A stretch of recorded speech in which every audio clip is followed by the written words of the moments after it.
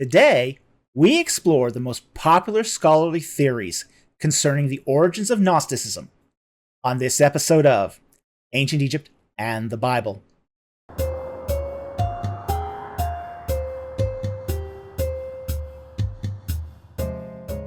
The question of the origins of Gnosticism has been raised by many scholars, given that it seems to come out of a Hellenistic milieu around the same time as Christianity. And currently, there are four competing modern views on the origins of Gnosticism. And we're going to discuss those here today. Now, the first view is Gnosticism and Christianity arose from Hellenistic philosophy becoming more complex over time.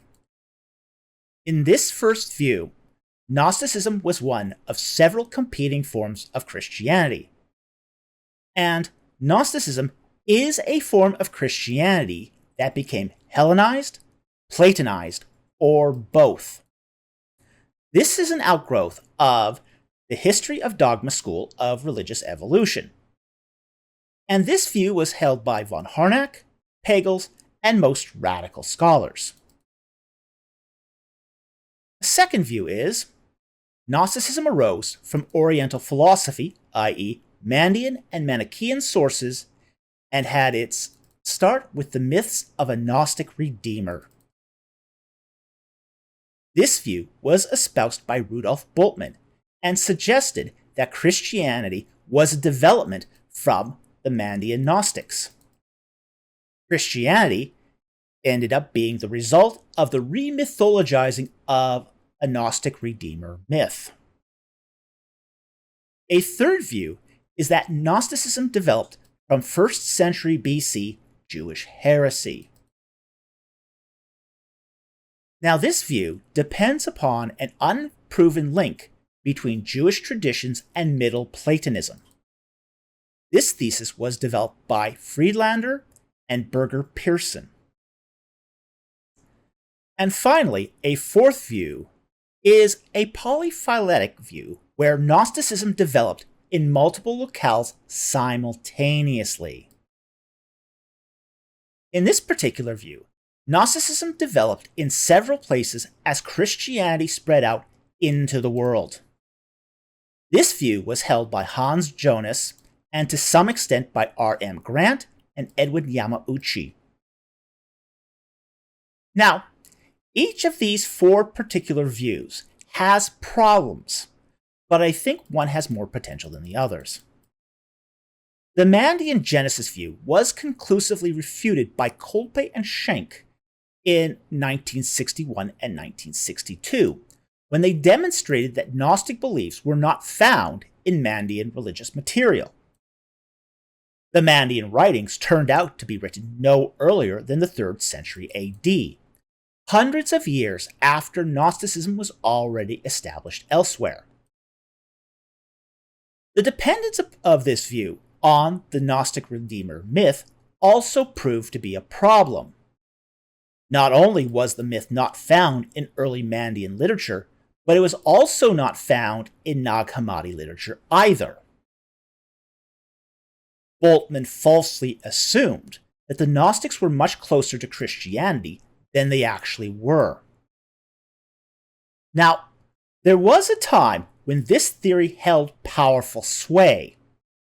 Prior to 1945, no writing on Gnosticism even received an audience unless it addressed the Mandean sources. At that time, it was thought that the Mandeans were the earliest and most important Gnostic sect. The discovery at Nag Hammadi changed all that. On the other hand, the history of dogma view relies upon some quantitative and qualitative leaps.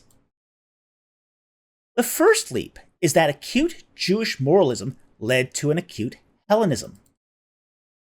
While the case can be made that antinomianism is an overly simple Jewish moralism, it is a lot harder to establish that Gnosticism could emerge from 1st century Israelite Judaism. The history of dogma suggested that the doctrines get better and more complex over time. Also, how is it that 2nd century Gnosticism incorporates more Hellenistic philosophy and is more complex than 4th century Christianity? The history of dogma school failed to explain the apparent reversal from monotheism to henotheism in Gnosticism and why Gnosticism was theologically more complex than its rivals. The problem with the polyphyletic view is in its assumption that Gnosticism sprung up wherever Christianity took root.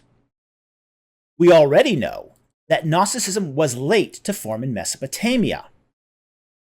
Also, in some of the most unlikely places, Gnosticism was resisted while Christianity took root. That is, particularly in Greece and Rome. Further, the oldest Gnostic sects do seem to have a geographic origin, which appears to be the city of Alexandria in Egypt, making this view unnecessary. It also doesn't account for the early Jewish Gnostic sects that were found in Egypt prior to Christianity, as described by Philo in De Gigantibus, sections 12 to 15. This leaves us with the Jewish heresy view. While this view does account for early Jewish Gnostic sects, nobody has been able to show the connection between Middle Platonic and Jewish sources. The problem with this supposed link is that the view of forms espoused by Gnostics is not Middle Platonic, but Neoplatonic. Here we have a side-by-side comparison between Middle Platonism and Neoplatonism. The problem is that Neoplatonism did not come about until 300 years after the Gnostics got its start. So the problem with the Jewish heresy view is that it assumes that religion was influenced by philosophy while neglecting that other religions could be an influence as well. Now, through our survey of modern scholarship, we can already get a sense of the origins of Gnosticism. We have already alluded to the fact that there were Jewish sects in Egypt that had Gnostic beliefs. The earliest of these were the Cainites, Sethites, and Ophites. Little is known of the Cainites. The Ophites believed that it was the snake in the Garden of Eden who brought the secret knowledge to mankind. Sethites are characterized as the Seth, brother of Cain, being the carrier of secret knowledge. The Sethites began as a Jewish sect, but eventually syncretized with the Christian Gospels that appear. But Egypt had other factors that cultivated the growth of Gnosticism. In the early 7th century BC, Greece established Naucratis, which was a trading post in the Egyptian Nile Delta. During the 5th century BC, Egypt became a popular tourist destination for young Greek aristocrats. While in Egypt, these young Greeks picked up the bad habit of debating the fine points of philosophy and religion, and they returned to Greece with this bad habit. Sophocles remarks, quote, "Their thoughts and actions are framed and modeled on Egyptian ways. For there the men sit at the loom indoors, while the wives slave abroad for daily bread." End quote. In 332 BC, Alexander the Great conquers Egypt, and the Ptolemies bring Hellenistic culture to Egypt. However, this integration of Platonic thought back into Egyptian society resulted in a unique form of Egyptian Platonic thought that reconciled the religious and philosophical systems. Thus, Platonism in Egypt became part of the stream of religion, not philosophy. Even before the reunification of Egyptian and Greek thought, the idea of multiple hypostases, as found in the Leiden hymns, already existed. The same divinity can be apprehended as multiple manifestations. In Leiden hymn 300, as an example, quote, all the gods are there, Amun, Re, Ta, they have no equal. His name is hidden as Amun, he is perceived as Re, and his body is Ta, end quote. In Leiden hymn 200, Amun is said to be, quote, a god of wonders having many forms, end quote. And, quote, all the gods boast their origin in him, end quote. Thus, it is not a coincidence that Gnosis and Neoplatonism come from the common cradle of Alexandria. Furthermore, Egypt had a strong tradition of allegorical teaching. Karaman, maintainer of the Library of Alexandria in the 1st century BC, defends the use of allegory to teach Egyptian religious ideas to the uninitiated. Philo also used allegory to teach the Jewish community in Alexandria. In the 1st and 2nd centuries AD, thinkers in Greece and Rome strongly reviled allegorical teachings, where it was seen as lazy thinking. So it seems that Gnosticism only took root where the allegorical reading of text was tolerated. Gnosticism then not only emerged from Egypt, but is also the result of a religious and literary tradition that is ultimately ancient Egyptian in origin. As such, Gnosticism is to Egyptian religion what Christianity is to Israelite religion. So then, if we circle back to the relationship between early Christians and the Gnostics, we can now ask the question, why did the early church fathers engage Gnostic thought?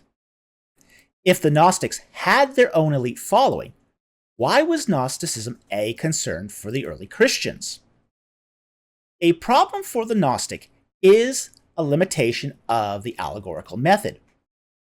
Eventually, some naive acolyte, not properly inducted into the mysteries, was going to pick up and read a bona fide Christian gospel and take it as face value. The solution to this problem is you write a new gospel with the problem theology removed and add hooks that you can leverage for your own teaching. For example, the Gospel of Thomas is highly dependent upon the Synoptic Gospels, but strips the theology and miracles while retaining the sayings and story of Christ. Later on, an addendum was added concerning the fate of women. As you will recall from a previous episode, because of their strange cosmology, the Gnostics found the fate of women particularly problematic. In this addendum, Simon Peter is reported to have said to them, quote, make Mary leave us, for females don't deserve life, end quote. Then Jesus said, quote, look, I will guide her to make her male, so that she too may become a living spirit resembling you males. For every female who makes herself male will enter the kingdom of heaven, end quote. Section 114. Because Gnostics did not have a canon of scripture, since oral teaching was authoritative, they amassed and distributed many versions of these altered gospels.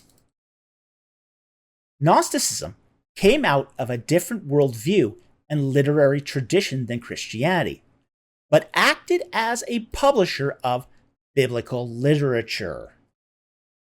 This created problems for Christianity's wider audience.